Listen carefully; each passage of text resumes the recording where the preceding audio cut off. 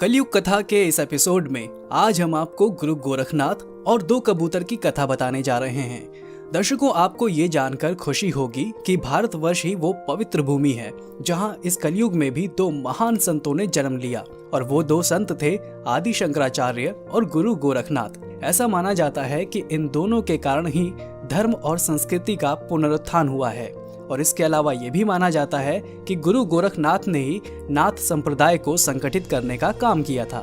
इसी कारण गोरखनाथ जी महाराज को नाथ संप्रदाय का जन्मदाता भी कहा जाता है। गोरखनाथ जी के गुरु मच्छेंद्र नाथ जी थे जिन्होंने इन्हें शिक्षा दीक्षा दी थी।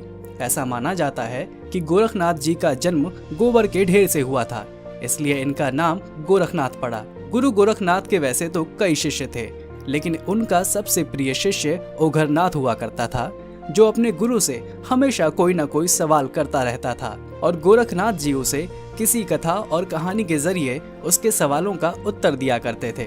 आज की इस वीडियो में आपको इन दोनों से जुड़ी दो कबूतरों की कथा के बारे में बताने जा रहा हूँ। तो चलिए बिना किसी देरी के ये कथा शुरू करते हैं।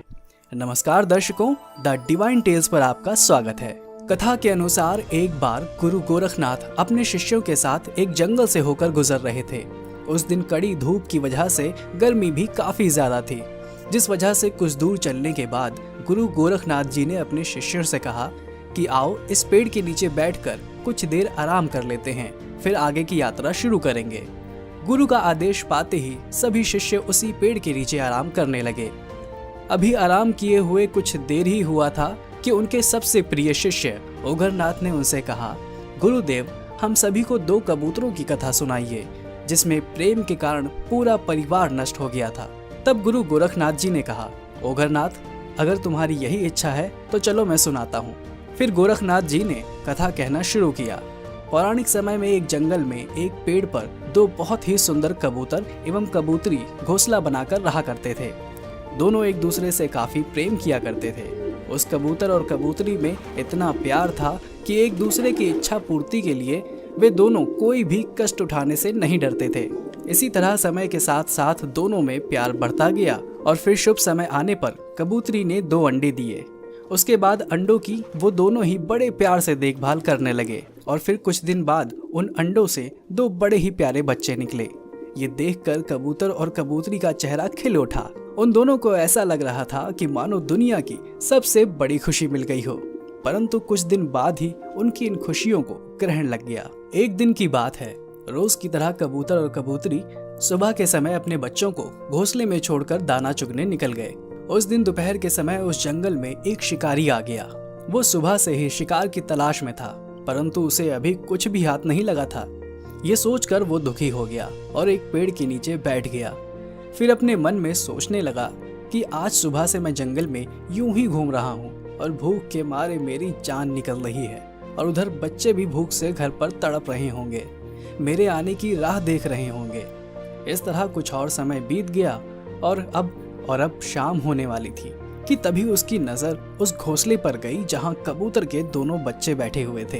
ये देखकर शिकारी की आंखों में एक चमक सी आ गई और उसने फिर मन ही मन में बोला कि देर आए दुरुस्त आए, आज तो मजा ही आ जाएगा। इन्हें बेचकर बाजार में खूब धन प्राप्त करूंगा, जिससे मेरे परिवार के लिए कई दिनों के भोजन का इंतजाम भी हो जाएगा। इतना कहकर वो कबूतरों के बच्चों को पकड़ने के लिए पेड़ पर चढ़ गया और फिर उन्हें पकड़कर अपने जाल में रख लिया और वहां से जाने लगा कि तभी कबूतर और कबूतरी वहां आ गए और अपने बच्चों को घोंसले में ना पाकर बेचैन हो गए और इधर उधर देखने लगे। तभी कबूतरी की नजर शिकारी के जाल पर गई और देखते ही वो समझ गई कि इसी शिकारी ने मेरे बच्चों को पकड़ लिया है।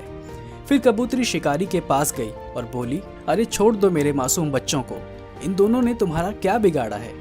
ये सुनकर शिकारी कबूतरी से बोला, बड़ी मुश्किल से आज ये दोनों शिकार मिला है और तुम कहती हो कि मैं इन्हें छोड़ दूं। मैं इन्हें नहीं छोड़ूंगा, तुम्हें जो करना है वो कर लो। ये सुनकर कबूतरी बोली, अगर तुम मेरे बच्चों को नहीं छोड़ोगे तो मैं इस संसार में जीकर क्या करूंगी, मैं भी तुम्हारे पास ही आ रही हूँ। इतना कहकर कबूतरी खुद उस शिकारी के जाल में चली गई।